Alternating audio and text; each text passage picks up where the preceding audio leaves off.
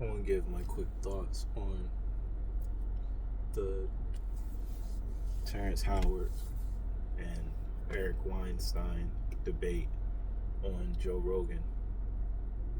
4 hours and 10 minutes. I listened to every bit of it. And while a lot of the concepts, a lot of the theories, especially some of the theories who were presented by random insert specialist from insert field, the specific theories may not have made much sense to me. I followed the flow of the debate. I followed the flow of the arguments, and to be honest with you, having listened to the first Terrence Howard Joe Rogan discussion, having listened to other Terrence Howard conversations talking about his theory on the flower of life and the connection, the through line, that conversation with Weinstein, or however you pronounce his name, only acted to solidify a deep knowing in my soul that Terrence is right. That Terrence is right. And the way that he presented his argument, and the way that Weinstein was forced to refute it, trying to basically relegate Terrence's proposals, his premise, to not being able to be looked at because of the manner or the presentation in which he's giving it. And towards the end, he started to emphasize it. What frustrated him was the fact that Terrence was teaching he didn't want to be taught, even if some of his objections were based on theories that may be built on a foundation of wrong thought. And then he went into this tangent towards the end where he's talking about how peer review really means nothing now. How a peer review is essentially a way to hold someone up in stasis because a certain sect of the community doesn't like them. And I like that he brought that to the forefront of the collective consciousness, and I like that that was able to get addressed in a certain way. But at the same time, there were specific things that he did in the rebuttal of certain arguments from Terrence that he couldn't, he had no logical response to. So he chose a tactic to draw attention away from the fact that he had no direct response to.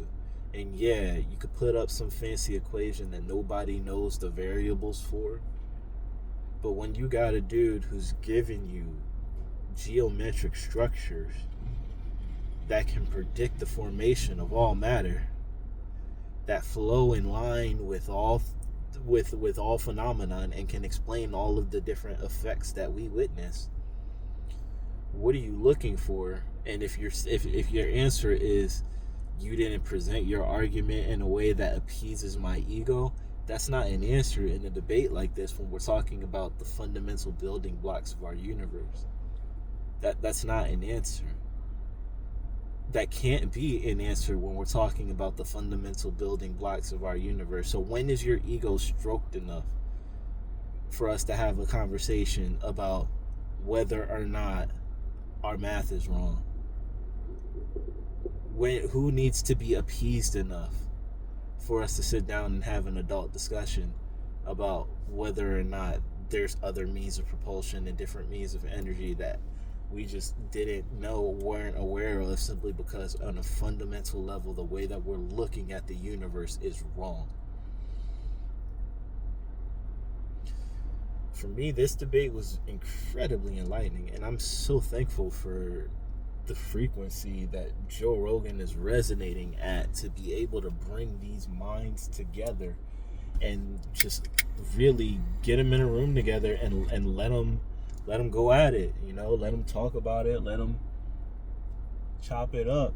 And from the beginning, I was really excited for this. And early on, when it really was a tit for tat, you propose an argument, hey, is this correct? Nope, this point is incorrect based on this.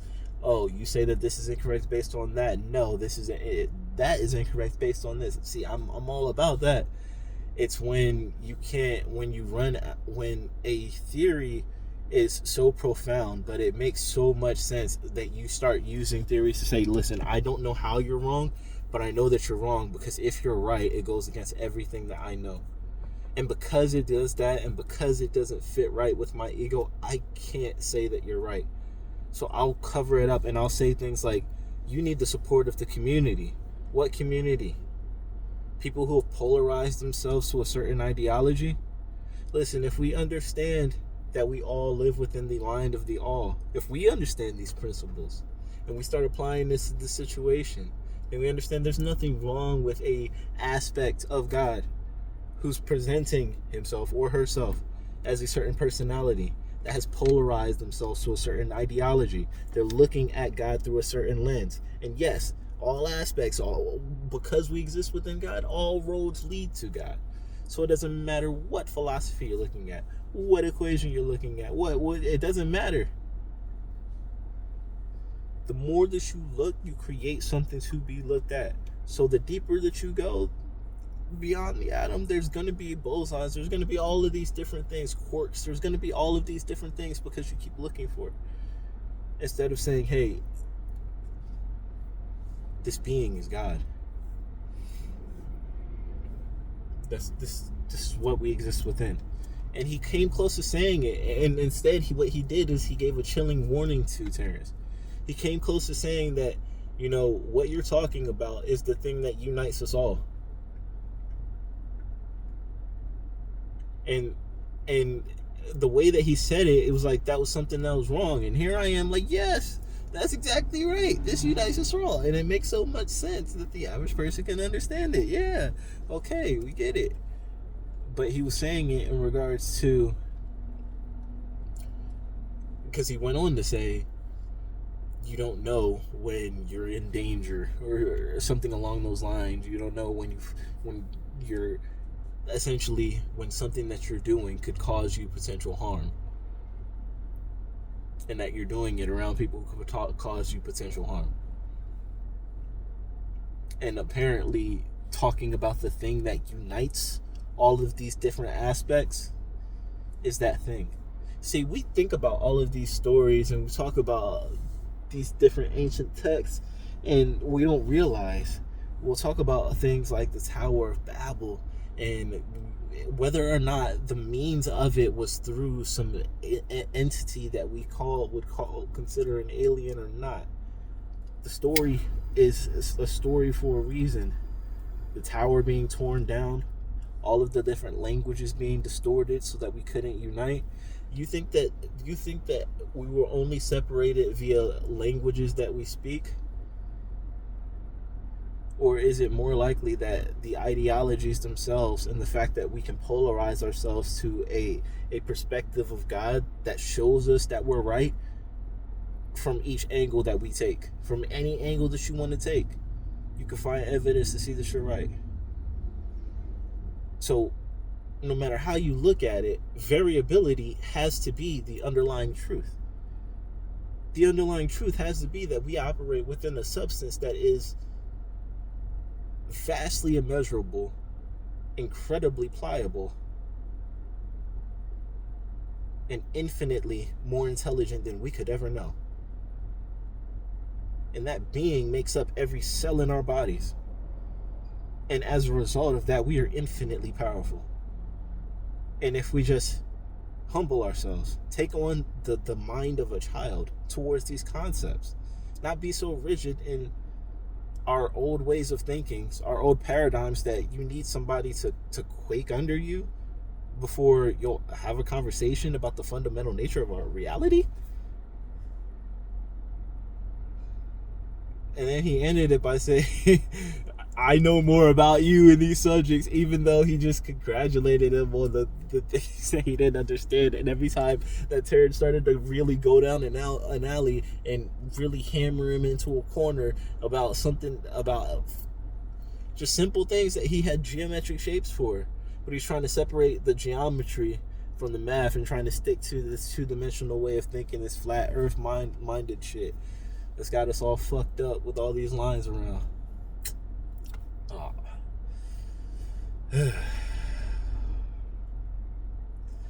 Either way, it was a great debate, and it, like I said early on, it just solidified my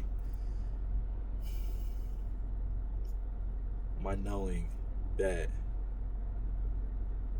the collective is waking up. We're waking up. We're waking up. We're waking up. The pieces are being put in place. And what happens next, it's going to be beautiful. Let me tell you. It's going to be a lot of beauty if people choose to be aware of it. It's going to be a lot of pain, too, if people choose to be aware of it. Equal and opposite, right?